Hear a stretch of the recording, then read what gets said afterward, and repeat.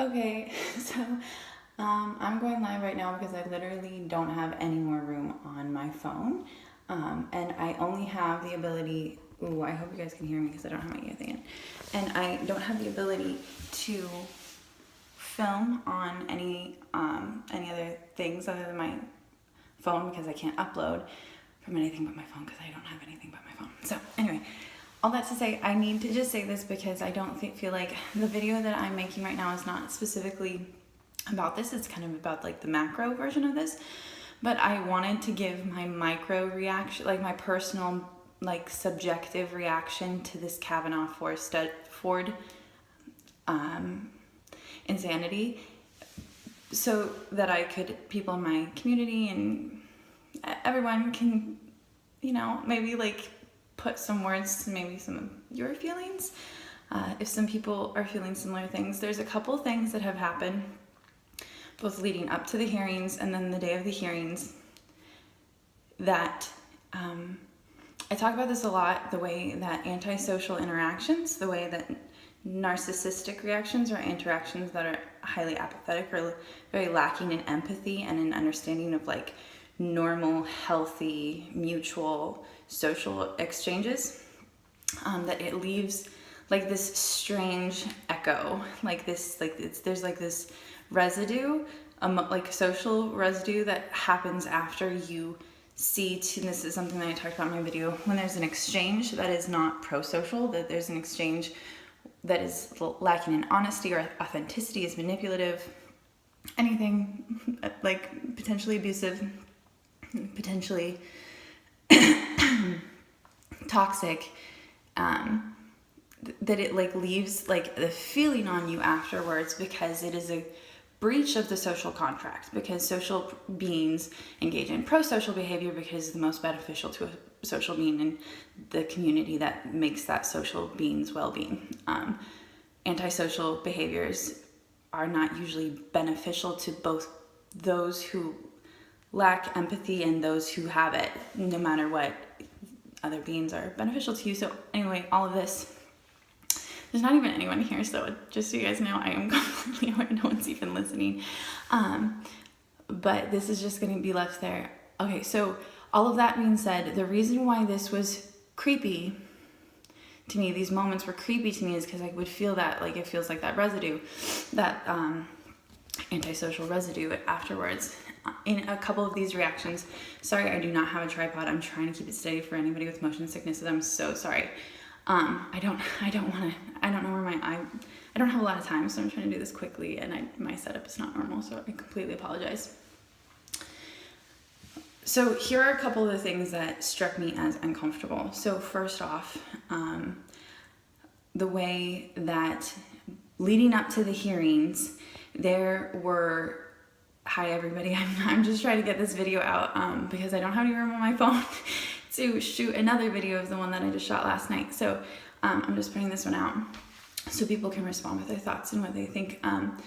So leading up to the hearing, you can Google it, it's really easy. It's like Republican women respond to Kavanaugh Ford.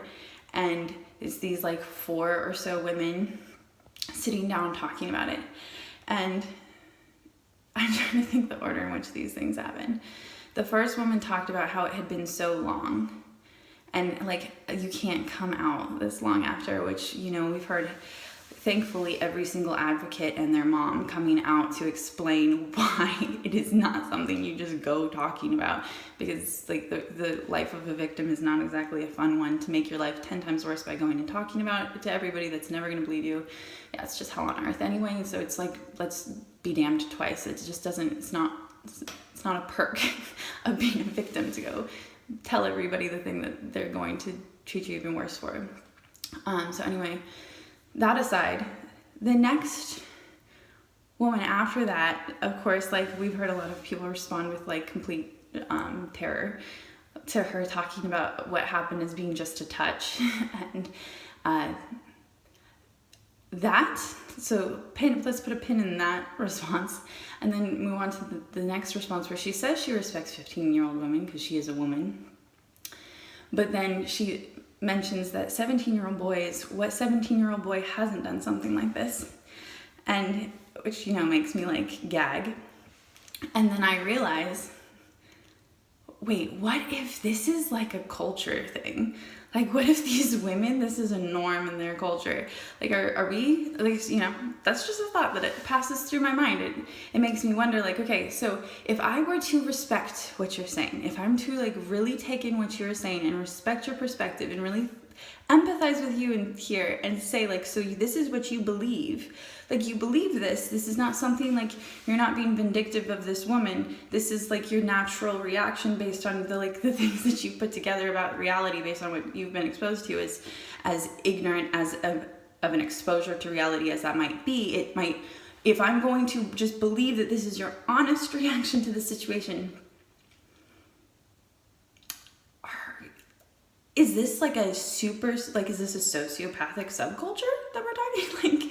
Like, I don't think every Republican has this reaction. I definitely know that every Republican does not have the reaction these women are having. I don't know anybody in my personal like friend community that would ever have these reactions.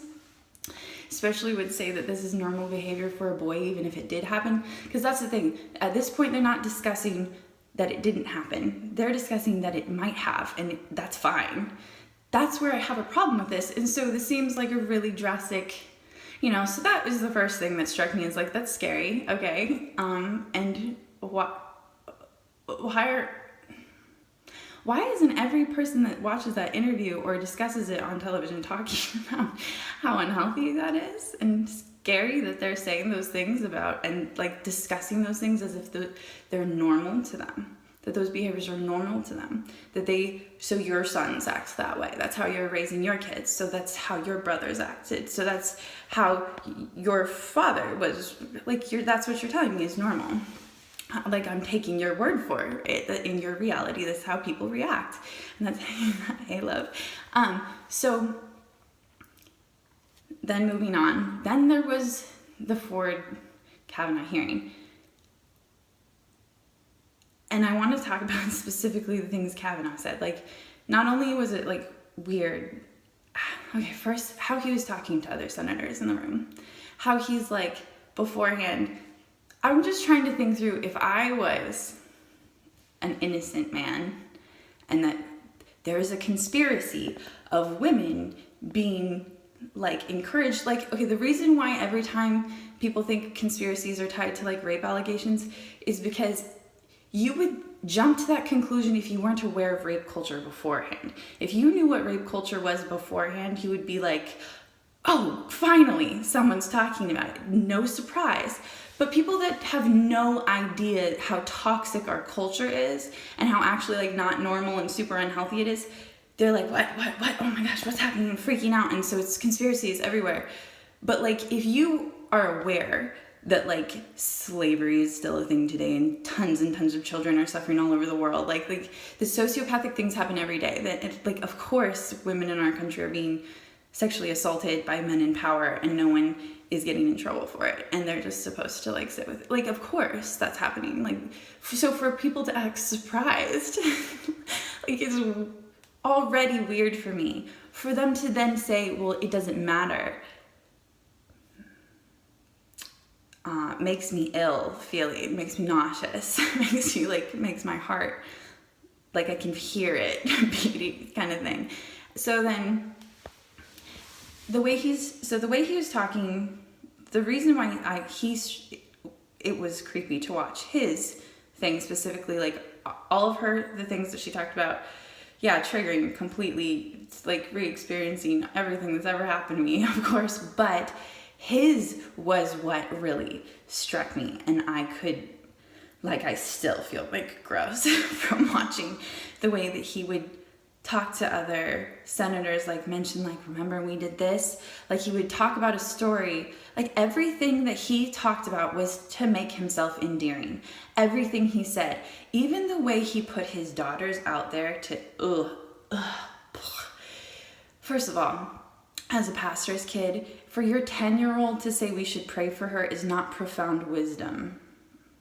Like, I thought you're like a crazy, like zealot. Like, if you're this crazy Christian man, then that shouldn't be crazy for you. It shouldn't be profound for you. And for you to say it between fake crocodile tears that are not showing up, like he's scrunching his face up the whole time, his nose doesn't red.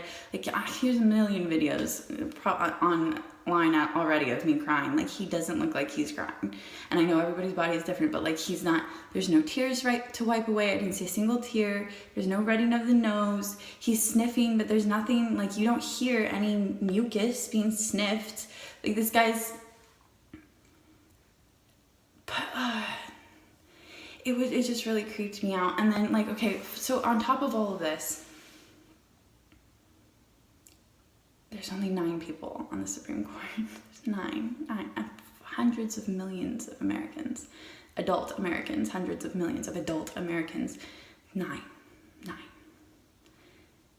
This guy is who passes, he's using a calendar as significant evidence in a sexual assault allegation. What? A personal calendar.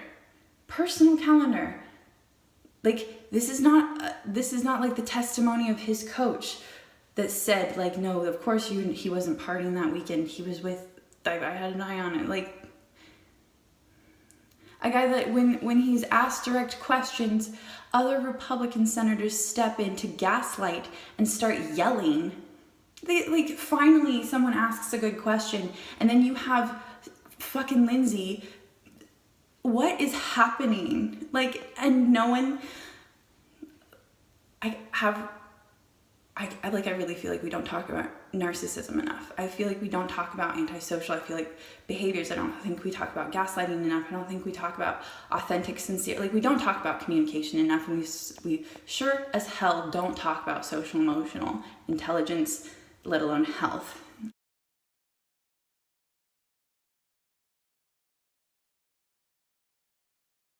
I know. So yeah, all the countries feel.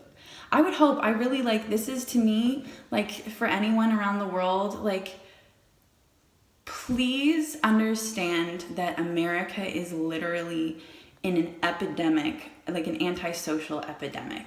I love, oh, so many good people here.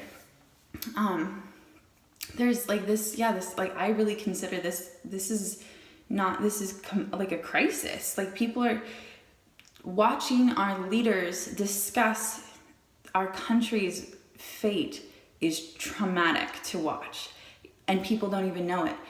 I mean, this goes back to, like, I knew this before when I went to college as a sexual assault response advocate. I was testing, this is something I talk about because it, like, breaks my heart, testing my fellow students on their experiences, and it coming, like I did research, I did IRB, like, certified research to test this, like, to really, so we could see if our theories had any backing, and we found significant evidence that people really do not know when they've been sexually assaulted, that is a criminal act, that they don't know. And it's not even about sending someone to jail, because I don't believe in our prison systems. I don't believe that they're corrective. I feel like our prison systems create as much antisocial norms as anything else. It doesn't correct the behavior, it makes it worse. And I feel like it's all by design, but, like, let's not get into that, because anyway, so I don't believe in the prison systems anyway, so it's not like I'm saying, like, let's throw everyone in prison. But the trauma is the key. The victim is the key. Like, if you want to respond to sexual assault, yeah, we would like to point out who the predators are so we can protect future victims. But we also want to respond to the victims. And if we were focusing on the victims, that's kind of how culture works. Yeah, the trauma is what is being ignored. And if society was, culture just fixes everything. We do everything by laws, but if you made laws to support the culture, a lot more would get done. Instead, we'll make laws to check off a box that we tried to do something about a problem. Like, it's not even, we don't pick laws that have scientific backing, that they're like worthwhile effort. Like, we don't think about, it's not about health most of the time. Anyway, that's what I got on here to say. I gotta go. I'm so tired. I only got like 3 hours of sleep, and I need to take a shower, and I have no more space on my phone, so I just need to do this.